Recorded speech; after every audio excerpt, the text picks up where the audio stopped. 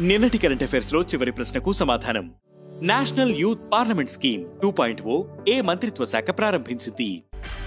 National youth parliament scheme 2.0ను parliamentary వ్యవహారాల మంత్రిత్వ శాఖ ప్రారంభించింది. ప్రజాస్వామ్యాన్ని బలోపేతం చేయడం, క్రమశిక్షణ, పార్లమెంటరీ పద్ధతులపై అవగాహన కల్పించడమే ఈ పథకం లక్ష్యం. NYPS 2.0 వెబ్ పోర్టల్ సిటిజన్స్ 3 వర్గాలుగా పాల్గొనేందుకు అనుమతిస్తుంది. ఇన్స్టిట్యూషన్ పార్టిసిపేషన్, పాఠశాలలు, కళాశాలలు యూత్ పార్లమెంట్ సెషన్లను నిర్వహించవచ్చు. ఇక మొదటిది AI ఆధారిత నేషనల్ కన్స్యూమర్ హెల్ప్ లైన్ ఏర్పాటు. ఫిర్యాదుల పరిష్కారాలను మెరుగుపరిచేందుకు వినియోగదారుల వ్యవహారాల మంత్రిత్వ శాఖ AI ఆధారిత సాంకేతికతతో జాతీయ వినియోగదారుల హెల్ప్ లైన్ ను ప్రారంభించింది. ఈ కొత్త వ్యవస్థ ఫిర్యాదుల పరిష్కారాలను ఆయా రంగాల వారీగా అందిస్తుంది. గడిచిన 10 ఏళ్లలో నేషనల్ కన్స్యూమర్ హెల్ప్ లైన్ కు వచ్చే కాల్స్ సంఖ్య 13,000 నుంచి 1,50,000కు పెరగడంతో ఈ AI ఆధారిత సాంకేతికతను ఆవిష్కరించినట్లు వినియోగదారుల మంత్రిత్వ శాఖ వివరించింది. ఇక రెండవది పేరు మార్చుకున్న జొమాటో. ప్రముఖ ఫుడ్ డెలివరీ ప్లాట్ఫామ్ జొమాటో సంచలన నిర్ణయం తీసుకుంది. కంపెనీ పేరును జొమాటో లిమిటెడ్ నుంచి ఎటర్నల్ లిమిటెడ్ గా మారుస్తూ కంపెనీ బోర్డు నిర్ణయించింది.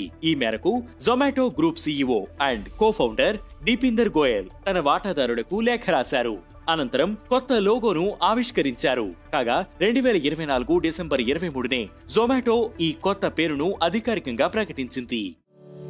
ఇక మూడవది చైల్డ్ రోడ్ సేఫ్టీ కోసం నేషనల్ రోడ్ మ్యాప్ ను ఆవిష్కరించిన యూనిసెఫ్. పిల్లల రోడ్డు భద్రతపై పెరుగుతున్న ఆందోళనలు పరిష్కరించడానికి UNICEF ఒక సమగ్ర జాతీయ రోడ్ మ్యాప్ ను ఆవిష్కరించింది. ఈ రోడ్ మ్యాప్ ఎక్కువగా ప్రమాదాలకు గురికాకుండా సురక్షితమైన మార్గాల్లో వెళ్లేలా ఉపయోగపడుతుందని యూనిసెఫ్ అభిప్రాయపడింది. ఇటీవల రోడ్డు ప్రమాదాల్లో మరణిస్తున్న వారిలో పిల్లలు, యుక్త వయస్కుల సంఖ్య అధికంగా ఉందని యూనిసెఫ్ ఆందోళన వ్యక్తం చేసింది.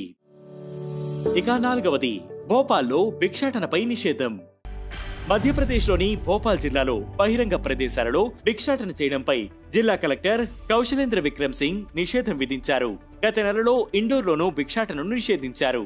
జాతీయ నాగరిక సురక్ష సంహిత ప్రకారం అధికారులు అత్యవసర సమస్యను పరిష్కరించేందుకు ఇలాంటి నిర్ణయాలు తీసుకోవచ్చు. ఇక ఐదవది శాతావరిపై దేశవ్యాప్త ప్రచారం ప్రారంభం. శాతావరి వల్ల కలిగే ఆరోగ్య ప్రయోజనాల గురించి అవగాహన పెంచే లక్ష్యంతో ఆయుష్ మంత్రిత్వ శాఖ శాతావరి ఫర్ బెటర్ హెల్త్ అనే ప్రచార కార్యక్రమాన్ని ప్రారంభించింది. ముఖ్యంగా శాతావరి వల్ల మహిళలకు ఎలాంటి ప్రయోజనాలు కలుగుతాయో అవగాహన కల్పించనున్నట్లు ఆయుష్ మంత్రిత్వ శాఖ సహాయ మంత్రి ప్రతాప్రావ్ జాదవ్ తెలిపారు. గతంలో ఆమ్ల, మోరింగా, గిలో, అశ్వగంధ వంటి ఔషధ మొక్కల వల్ల కలిగే ఆరోగ్య ప్రయోజనాలపై కూడా ఇలాంటి అవగాహన ప్రచార కార్యక్రమాన్ని ఆయుష్ మంత్రిత్వ శాఖ నిర్వహించింది. ఇక ఈ రోజు current affairs question: feast 2025 latest version ను ఇస్రో ఎక్కడ ప్రారంభించింది? ఈ ప్రశ్నకు సమాధానం మీరే కామెంట్ చేయండి.